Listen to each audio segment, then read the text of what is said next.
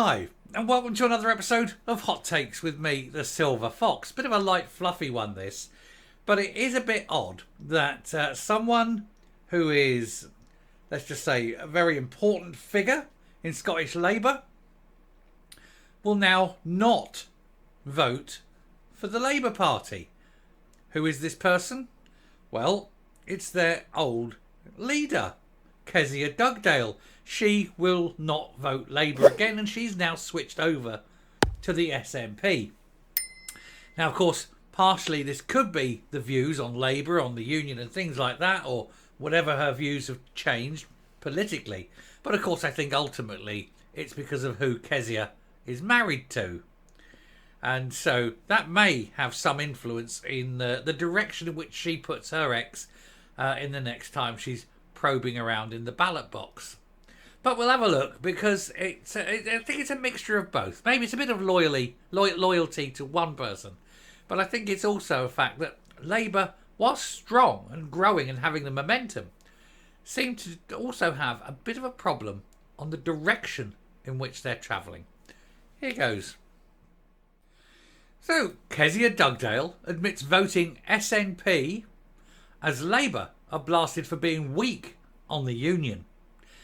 Now, I know that most of you, 99% of my regular viewers, will absolutely know the three-day domestic arrangements of Kezia Dugdale. But for the few that don't know or who aren't from Scotland or aren't aware and who have lighted on this video by chance, Kezia Dugdale was previously the leader of the Labour Party in Scotland, and she then married another MP, another MSP rather, who is in the SNP.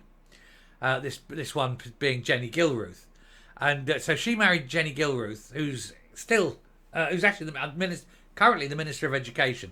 So that's perhaps why Kezia Dugdale has decided to switch allegiances. She doesn't want that awkwardness at home. Seems very odd, but anyway, there we go. A former leader of Scottish Labour and partner of a senior Scottish Government minister wife, they married, of senior Scottish Government minister has admitted voting for the SNP. Kezia Dugdale confirmed that she had ticked the box for the Nationalists because she was so mad about Brexit. So let's get this straight. You hated the idea of Britain leaving a larger group of countries, and so in order to express your anger at one country leaving another union of countries, you want to sign up for a party that wants to be a country leaving another union of countries. That seems very weird, especially knowing as an independent Scotland definitely won't go back into the EU. And what's very weird, and here's the thing, if the UK did break up, if Scotland did get independence, and by some miracle in years to come the rest of the UK decided they would rejoin the EU, then the rest of the UK would rejoin the EU. But Scotland, being an independent country, couldn't. Weird, isn't it? These people are deluded and stupid.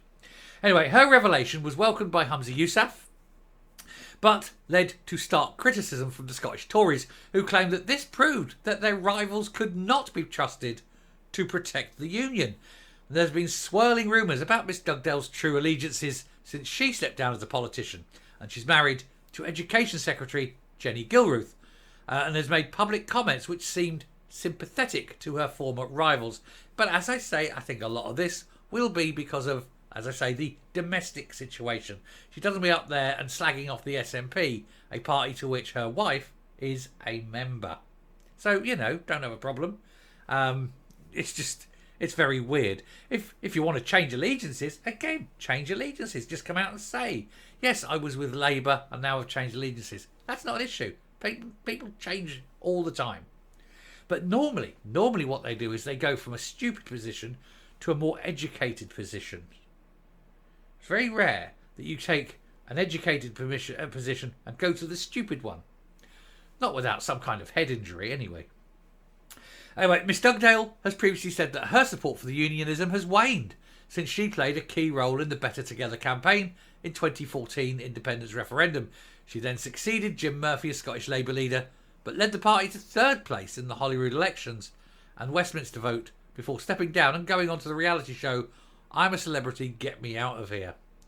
Probably the first time in her life she ate testicles.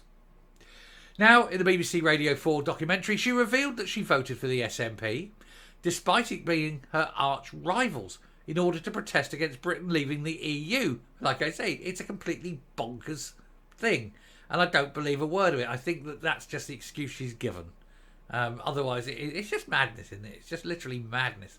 She said, I voted SNP once in my life, and that was in the European Union elections immediately after Brexit, where I was so mad about Brexit. I wanted to register a vote for them, and for that reason alone. And if you believe that, I've got some magic beans. She said, I felt I could vote for the SNP in the European Union because that in no way could be construed as a vote for independence. And I felt it was a safe thing to do. I voted Labour in every election since then, from the Council to the Scottish Parliament to the general election. I've used a vote for Labour. I don't believe you either. I think you are swinging that way because of who you're with. The EU Parliament elections were held in May 19, with the UK already heading out of the EU after the Brexit vote. Miss Dugdale was still an elected Scottish Labour politician at the time. So she was an elected Labour politician voting against her own party. She should have been thrown out at that point. Ah, well. There's no wonder Labour lost that election, isn't it? When their own MPs wouldn't even vote for them. They get what they deserve. Anyway, she left the Scottish Parliament in July 19 in order to take up a role as director at the John Smith Institute at Glasgow University, and she also featured frequently in the media. And again, the John Smith Institute at Glasgow University is a very pro-Labour organisation, obviously named after the late, great John Smith. The greatest Prime Minister, I say, that was the greatest Labour Prime Minister, perhaps, that Britain ever had. Anyway, it was his death, unfortunately, that gave us Tony Blair, the war criminal. So, yeah. But I think now, this revelation should mean that she loses that job. She was a Labour MSP and voting against her own party. There's got to be a repercussion for that, surely. Anyway, Miss Dugdale said, if you're presented with a binary choice between an independent Scotland in a progressive Europe or little Boris Brexit Britain, I know where my cards would fall down. I also know I couldn't argue with the same strength for the Union that I did in 2014 now.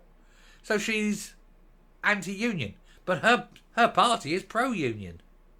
It's time she leaves the Labour Party, isn't it? It's time she gave up her job at the John Smith Institute and let someone from the Labour Party fill the role. I think that would be better. She said, that doesn't mean I'm ready to vote yes, and there are big questions we need to debate as a country and resolve. And we have to keep talking about some of these issues. Yeah, but you've already made your mind up. You've already said you don't think that the union is strong anymore. You've already admitted to voting against your own party. You've still got this job thanks to the Labour Party. It's very, very hypocritical. But then, you know, politicians are all hypocritical twonks, aren't they? Oh, there you go. Not a brain cell between them. Her on the right, thick as custard, and she used to be a teacher. But not a teacher of a proper subject, though. Modern studies or whatever it was. Something weird that doesn't have any bearing in producing anything good for the world. And Kezia Dugdale, a woman who doesn't know what side of bread is buttered. Am I Labour? Am I SNP? Am I pro-union? Am I anti-union? I'm still earning a job at the Labour Party, but I'm admitting I vote against them. Competence of today's modern politicians beggars belief. I'm coming up. Makes you wonder, do politicians actually go out of their way to appear stupid and hypocritical, or is it perfectly natural? Do they consider the words that they say before they come out, or do they just tumble out and let the stupid come out with it? Do they even realise they're stupid? Who knows? These questions may never be answered. It is one of life's eternal mysteries. How stupid can an MP or an MSP truly be? I think it's limitless, isn't it? Anyway, thank you very much for watching. Do please hit the subscribe button. Told you this was a nice little light one. Do please hit that subscribe button. Ring the bell. Leave a like. Leave a comment. Please share the video. And I will speak to you later. Bye.